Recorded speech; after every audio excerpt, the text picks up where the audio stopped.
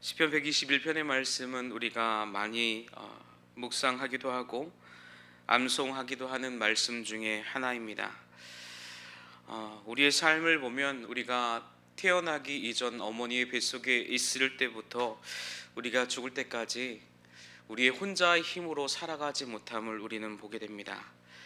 어머니 뱃속에 있을 때에는 탯줄이 어머니와 연결되어져 있어서 그 어머니의 공급되어지는 양본을 통하여서 그 모든 것에 도움을 받습니다. 그리고 뱃속에서 그것으로 자라게 되죠. 영양분이 제대로 공급되지 않으면 아이는 제대로 성장할 수가 없습니다. 그래서 나중에 태어나고 보면 신체에 연약한 부분이 있음을 우리는 보게 됩니다. 그렇게 뱃속에서부터 또한 태어나서 그 순간까지, 태어나는 그 순간도 다른 사람의 도움을 받아서 뱃속에서 나올 수밖에 없습니다. 스스로 나오지 못합니다. 그래서 태어난 그 이후 우리가 어린아이일 때에도 부모님의 도움을 받으면서 자라고, 또 나중에 성인이 되어서 우리가 힘이 있어도 우리 혼자 사는 것이 아니라 환경적인 많은 도움을 받고 우리는 자랍니다. 그래서 나중 주님의 부르심을 받는 그 죽음 앞에 이르러서도 우리는 우리 스스로 우리의 몸을 어떻게 하지 못합니다. 다른 사람의 도움을 받아서 우리는 묻히거나 합니다. 또한 우리가 죽어서 어떻게 합니까? 하나님이 심판 앞에 있을 때에 예수 그리스도의 이름이 없으면, 예수 그리스도가 우리 안에 없으면 우리는 하나님의 심판 앞에 놓이게 됨을 우리는 알고 있습니다. 그렇게 우리는요, 태어나기 이전부터 어머니 뱃속에서 있을 때부터 죽음에 이르기까지, 하나님 앞에 나아갈 때까지 우리는 도움이 없이는 절대 살 수 없습니다. 우리는 하나님께서 이 땅을 살아가면서 하나님의 부르심을 받는 그때까지 많은 사람의 도움을 받고 자라도록 하셨습니다. 그러나 우리는 어떻습니까? 이러한 도움이 있다라는 것을 잊고 살아갑니다. 내 힘이 있다라고 해서, 내 능력이 있다라고 해서 우리는 도움을 받지 않으려고 합니다.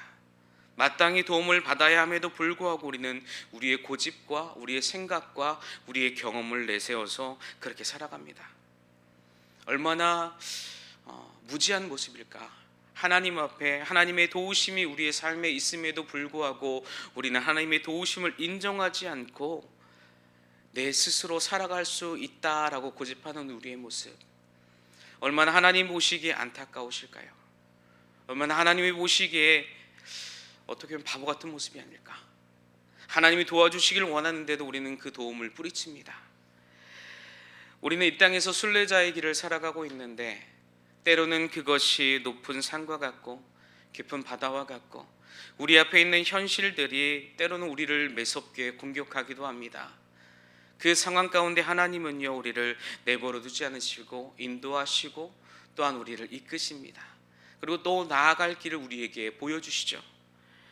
그렇게 주님은 오늘도 우리를 돕고 계십니다.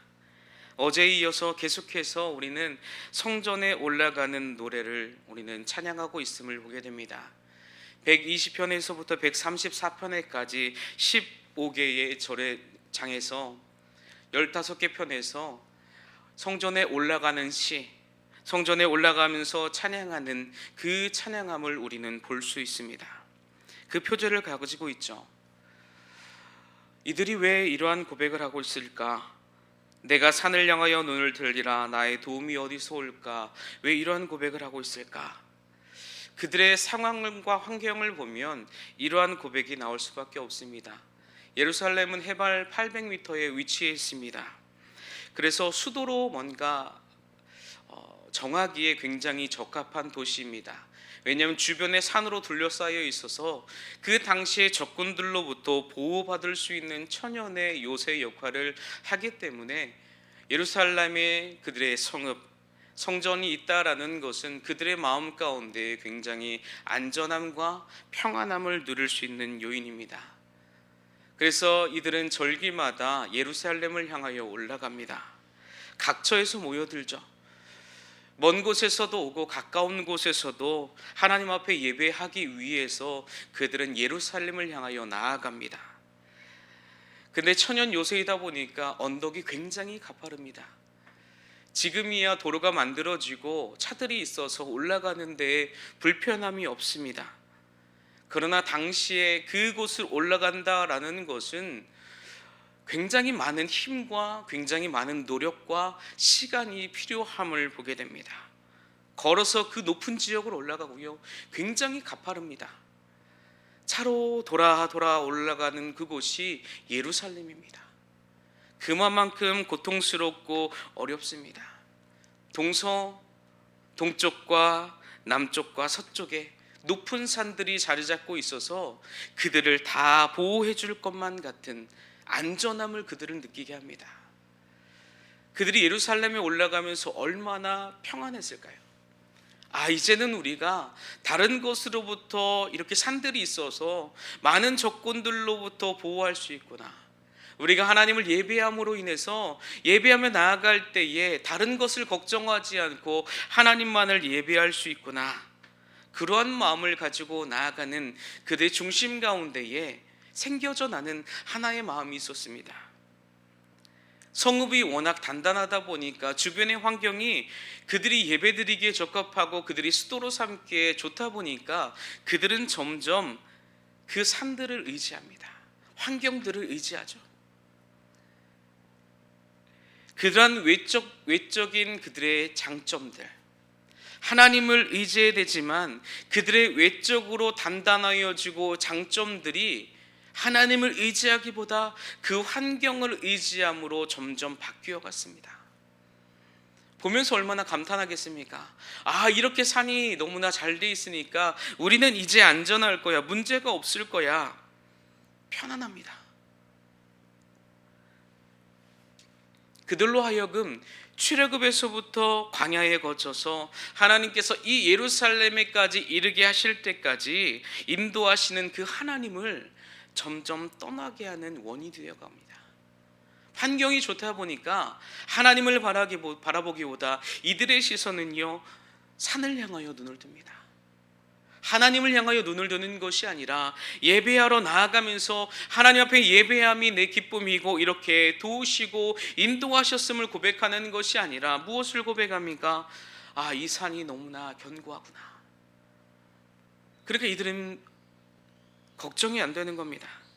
하나님을 믿었던, 하나님을 신뢰했던 그 모습에서 이제는 점점 흩어져 가는 겁니다. 하나님의 모습이 그들의 삶에서 희미해져 가는 겁니다. 그러니까 감사가 점점 끊어지죠.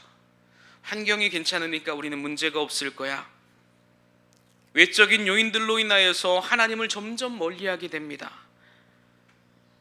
그 멀리하는 상황 가운데 오늘 시편의 기자는요, 이러한 이들의 영적인 위기를 잡아낸 겁니다.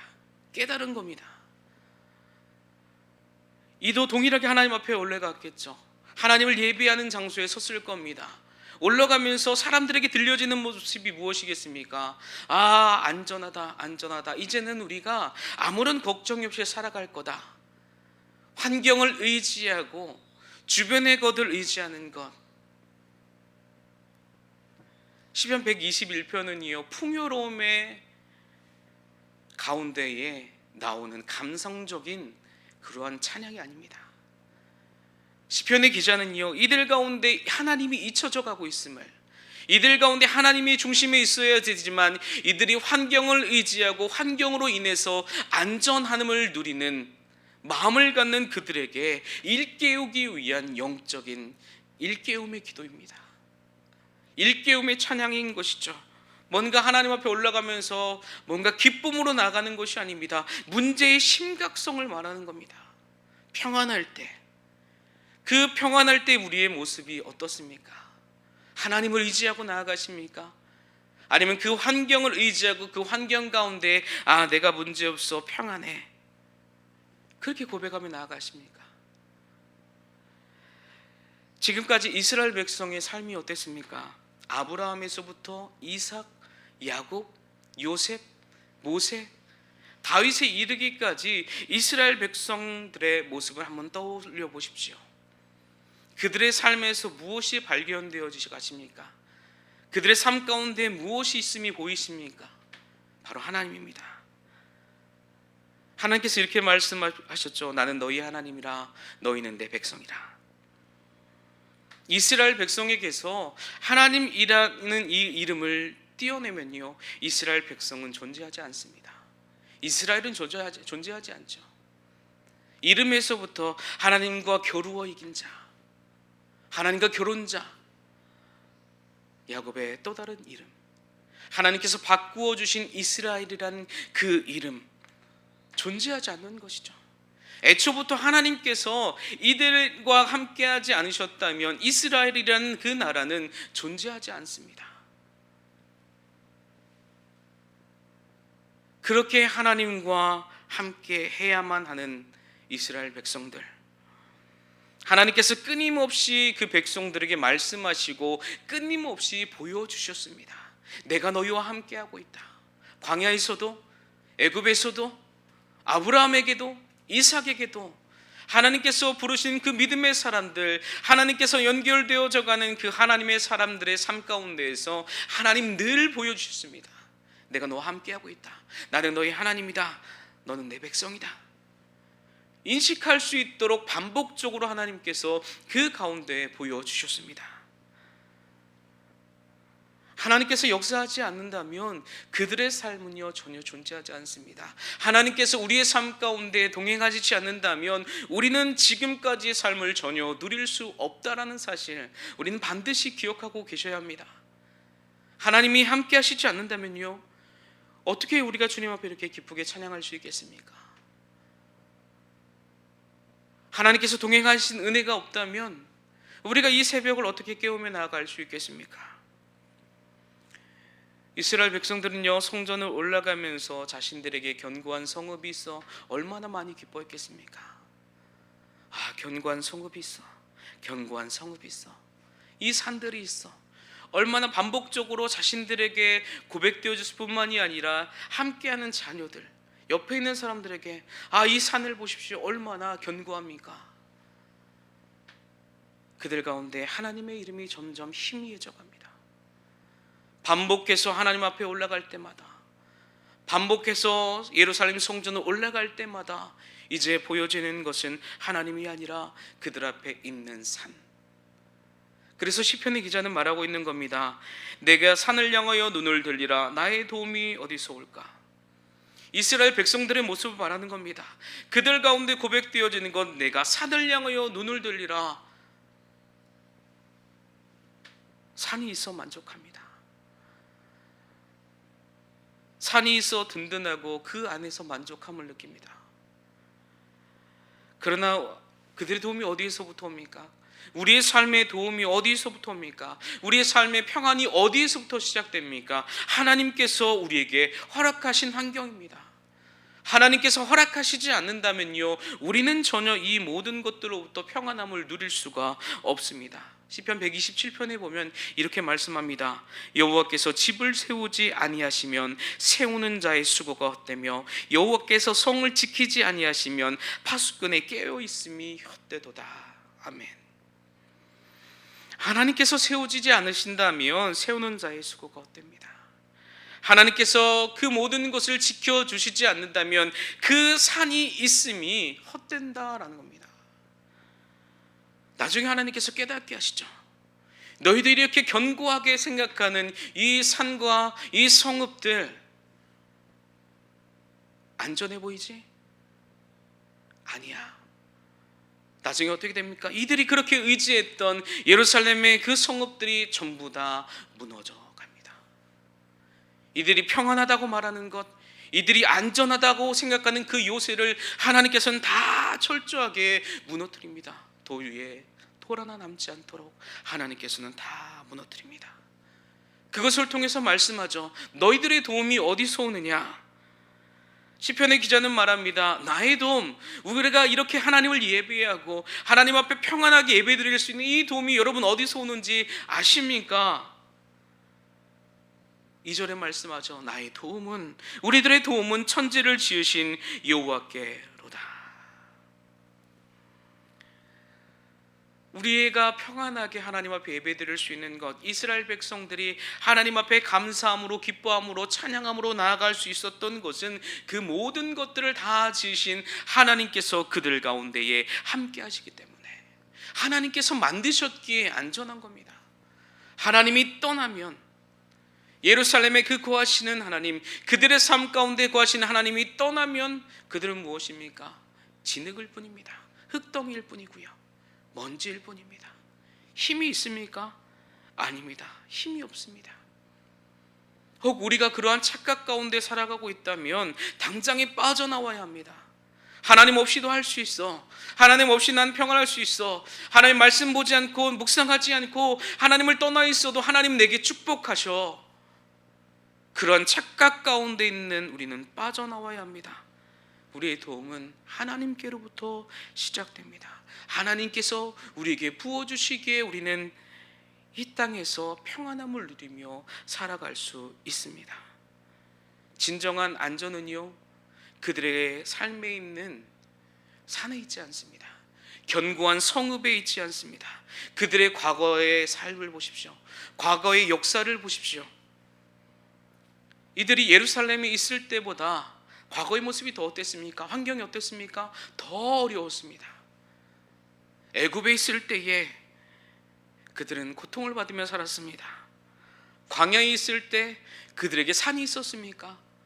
그들이 광야에 나아갈 때에 많은 사람들에게 전쟁할 때에 방패가 있었습니까? 아니면 강한 군사력이 있었습니까? 내세울 만한 것이 하나도 없었습니다. 그들은요, 군사도 없었고 능력도 없었고, 그들이 가지고 있는 것은 무엇입니까? 오직 동행하시는 하나님.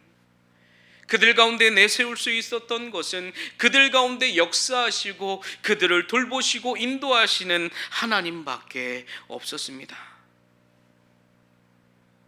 그러나 그들은 어떻습니까? 하나님께서 왜 그들에게 의지할 만한 것, 보이는 것을 왜 허락하지 않으셨을까요? 그들은요, 틈만 나면 보이는 것, 뭔가 능력이 있어 보이는 것을 무엇합니까? 우상화합니다. 이것이 하나님이다, 이것이 신이다 라고 해서 우상화합니다. 그래서 하나님께서 그들이 광야에 있을 때, 그들이 삶의 그 여정 가나안 땅을 향해 나아갈 때에 그들이 우상을 만들 때 하나님께서 모두 다 멸하신 이유가 거기에 있습니다. 너희들이 무엇을 의지하느냐? 그 금덩이? 아니면 너희들이 가지고 있는 능력? 그것을 의지할까 나는 염려하노라. 그렇기에 내가 너희들에게 그것을 다 허락하지 않는다. 이들이 든든하게 여기는 그 모든 것들은 하나님은 다 무너뜨리셨습니다. 예루살렘이 있을 수 있도록 하나님께서 모든 것을 다 환경을 허락하셨습니다. 무엇입니까? 이것이 예배자의 모습이라는 것이죠. 너희들이 환경을 보지 않고 너희들이 그 환경을 허락하신 하나님을 볼 수 있는 믿음의 눈, 그 언덕을 올라가면서 해발 8m나 되는 그 어려움 가운데에 있을 때에, 힘들 때에 너희들이 바라보아야 하는 것이 그 견고한 성읍이 아니라 이 길을 허락하고 그 가운데 모든 것을 다 허락하신 하나님을 바라보라. 눈을 들어 너희는 하나님을 바라보아라. 그 하나님이 어떤 하나님이십니까? 오늘 말하시죠. 여호와께서 너를 실족하지 아니하게 하시며 너를 지키시는 이가 졸지도 아니하신다.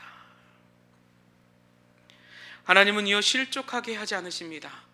하나님은요, 우리를 지키시며 졸지도 않고 주무시지 않는다라고 분명하게 말씀하고 계십니다. 그리고 시편 121편의 말씀을 보면 지킨다라는 단어를 6번이나 반복하고 계십니다.